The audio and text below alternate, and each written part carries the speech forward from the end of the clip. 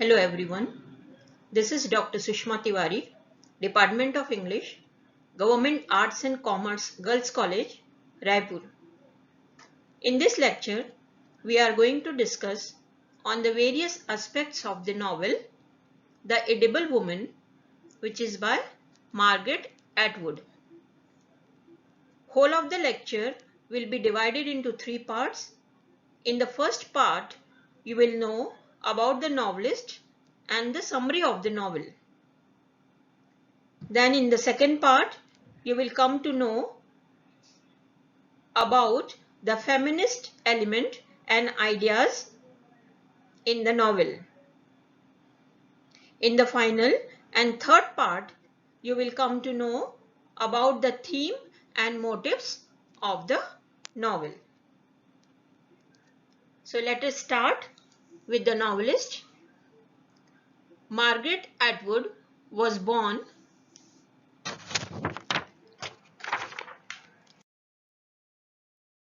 on November 18th, 1939. She is a renowned Canadian poet, novelist, essayist, literary critic, as well as environmental activist. She started publishing from 1961. Since then, she has published 18 books of poetry, number of novels, 11 non-fictional books, collections of short fiction, few children books with numerous small press editions for both fiction and poetry. Atwood received various honors and awards for her work. She has won Governor General's Award twice for the Circle Games in 1966 and The Handmaid's Tale in 1986. She has been nominated 3 times for prestigious Booker Prize. Atwood's work comprises of diverse range of themes which includes gender and identity, myth and religion, the power of language, climatic change, and power politics. From the very young age, she was inspired by the myth and fairy tales which can be seen in many of her poems. She was the founder of the Griffin Poetry Prize and Writers' Trust of Canada. Along with that, she was also a senior fellow of Massey College, Toronto. With that, Atwood was the inventor and developer for Longman and associate technologies which facilitate remote robotic writing of documents. The Edible Woman is the first published novel by Margaret Atwood, which has abundant of analogy, funny and filled with visions. The story accounts the eccentric emotional personality deterioration of Marion, who appears from the outset to be a splendidly regular young lady with companions, an effective and appealing man in her life, with great job working for a market research company. Everything in her life appears to fly wild with her engagement. Similarly, as Marion appears to be prepared to satisfy each woman's fantasy about exchanging her irritating job for marriage and fresh life at home with children.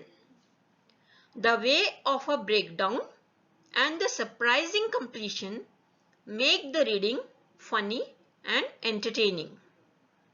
This splendid and clever work makes Atwood one of the most appreciated authors within recent memory, which contains the trademark subjects in the collection of work that motivated Vogue magazine to call Atwood as one of the most canny and skilled writer to set herself the assignment of interpreting life in the late 20th century. The Edible Woman describes the tale of Marion, a youthful single lady who works for a market research company. Incapable to anticipate a satisfying career inside the organization, she starts to stress over her future and about what she may turn into.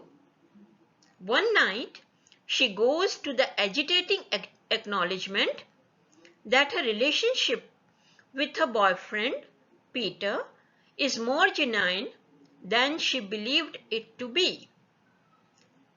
She attempts to dodge the issue by fleeing. However, when Peter proposes marriage that very night, Marion agrees to marry him. She had constantly accepted that she would get hitched with Peter. She believes is a perfect decision. He is a legal counselor and will undoubtedly be successful. Likewise, Peter feels that marriage will benefit his profession. Even though she was engaged, Marion keeps on witnessing Duncan, the graduate student of English, whom she met while leading door-to-door interviews for a promotion campaign. The day after Peter proposes, they run into one another at a laundry place where they talk and offer an unforeseen private second as a kiss. Marion thinks the occasion is random to Peter. One night, as she watches Peter cut his steak at supper, Marion, out of nowhere, imagines the graph of an arranged animals laying out all the various cuts of meat. She cannot complete the steak on her own plate, and she finds out that she can no longer eat meat that has any sign of bone, ligament, or fiber. In a little while, she noticed that she does not like to eat other food items too, leaving her unfit to eat a significant number of the things which she used to appreciate. Soon she starts to expect that her behavior is not ordinary, and therefore she talks to her wedded friend Clara. She guarantees her that the eating issue is essentially a side effect which happens due to the anxiety before marriage, and before she knows it, it will be long gone. As the wedding date draws near, Peter chooses to set up a gathering. He appreciates showing Marion and indicates that she should get some hair care and purchase another dress. She goes along by purchasing a red squint thing that is, she thinks, not exactly she wanted, or which does not matches her personality. As she strolls home, hair vigorously scented and each strand stuck up in her cloth, She considers herself a cake, something that is deliberately frosted and decorated. At the gathering, while Peter was planning to take a group photograph to preserve the memories, Marion understands that she should get away. She discovers Duncan and the two of them go through the night together in a lodging. The following morning, she is not able to eat anything and she must choose the option to stand up to her issues. As per Duncan, Marion's issues are all in her head. She has imagined her very own expressway and should thoroughly think about it and find the way out of her misery. Later that evening, Marion prepares a cake molded and embellished similarly of a lady. At the point when Peter shows up, she blames him for attempting to absorb her and offers the cake as a substitute.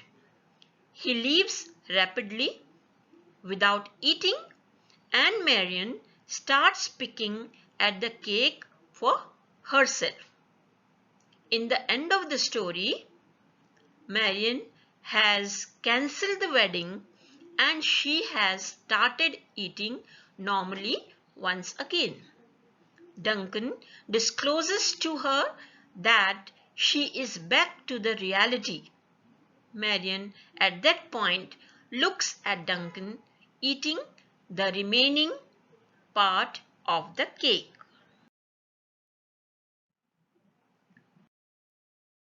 Thank you, and I'll continue in the next lecture.